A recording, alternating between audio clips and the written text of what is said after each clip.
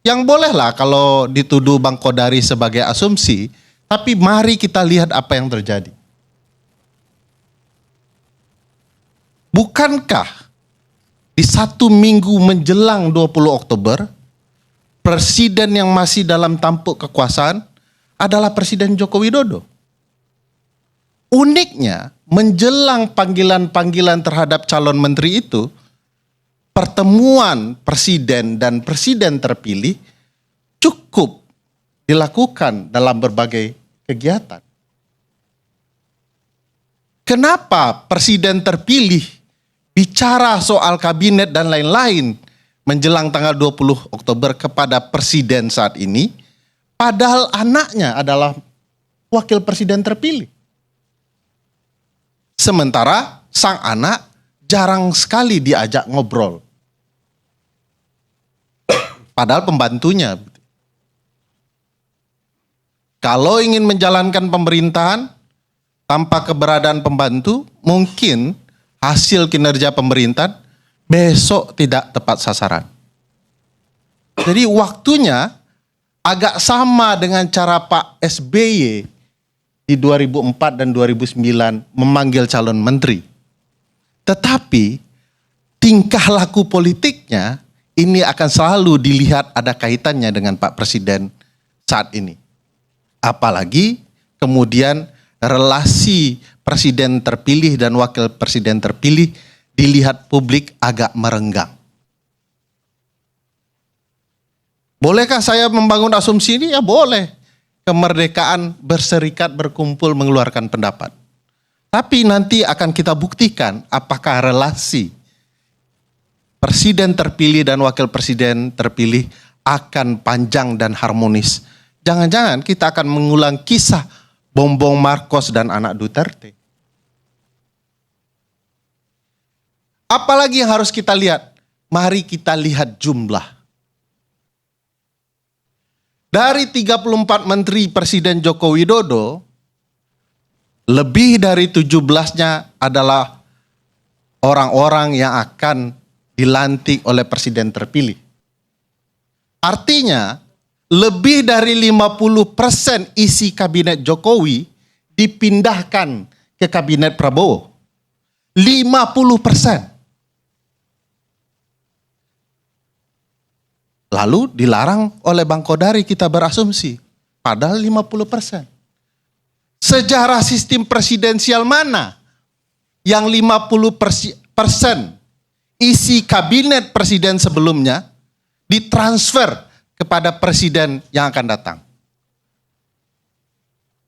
Beri saya nama. Terlalu banyak orang-orang Presiden Joko Widodo yang menjadi pembantu Presiden Prabowo. Jumlah ini luar biasa. Artinya ke depan dengan angka 49 menteri akan ada 34,5% yang berisi orang-orang Presiden Joko Widodo. Mungkinkah ini yang disebut oleh Bang Karni tadi sebagai upaya untuk menjaga wakil presiden terpilih? Sangat tidak percaya diri.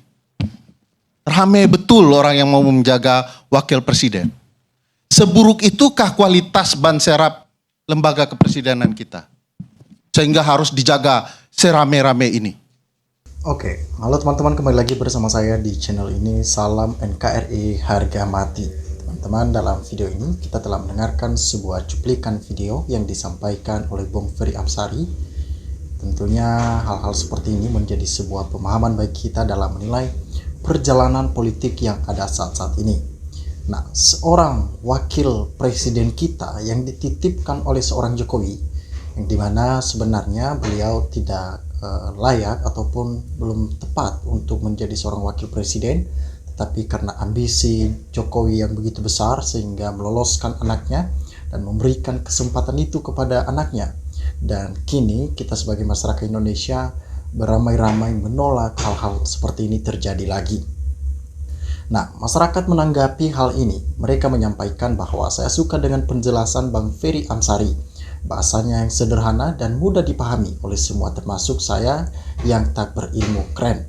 Banyak edukasi yang didapat. Lanjutkan terus Bang. Biar kami rakyat menjadi cerdas dan tidak selalu dijadikan objek oleh pemerintahan untuk dibodohi demi kepentingan mereka. Terima kasih atas pencerahan-pencerahan seperti ini. Disampaikan di sini lagi bahwa terima kasih Bung Ferry telah memberikan pemahaman tentang keadaan bangsa saat ini. Tetaplah bersuara demi kebaikan dan bangsa ini. Salam akal sehat.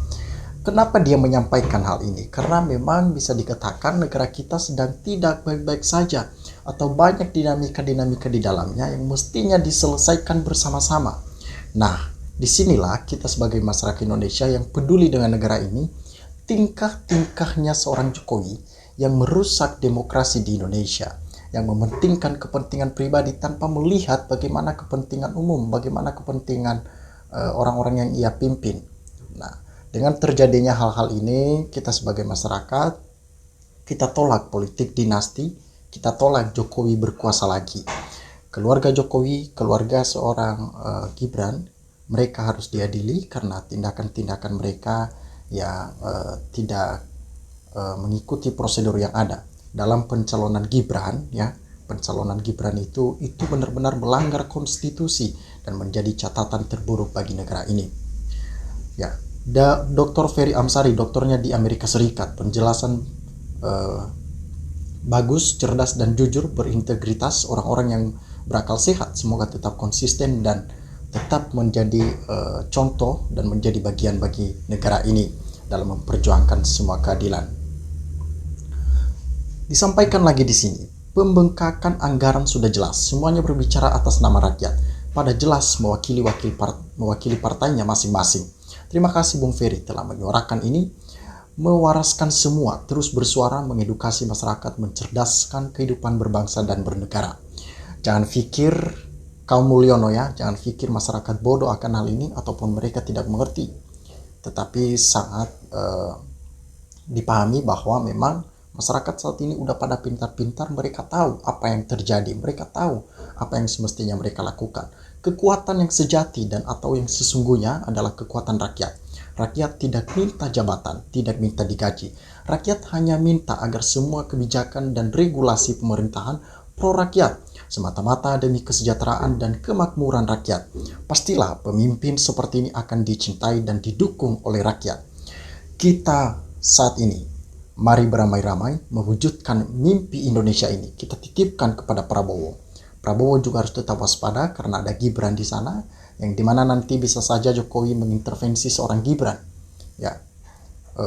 dan melaksanakan visi misi mereka lagi. Jangan sampai mereka berkuasa. Cukup, udah benar cukup, dan masyarakat muak akan hal ini. Pendapat Bang Ferry sangat-sangat lugas dan mencerdaskan. Semoga ke depan semakin banyak kayak Bang Ferry yang lain di negara kita yang peduli akan negara ini.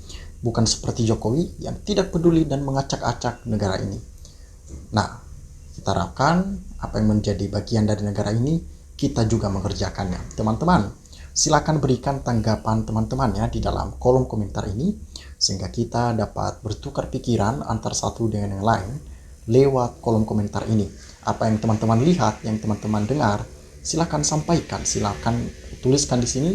Dan ini masukan bagus yang perlu didengar dari Ferry Amsari, dipertimbangkan oleh Bapak Presiden terpilih demi kebaikan bangsa negara, apalagi keadaan ekonomi kita bukannya membaik tetapi makin merosot.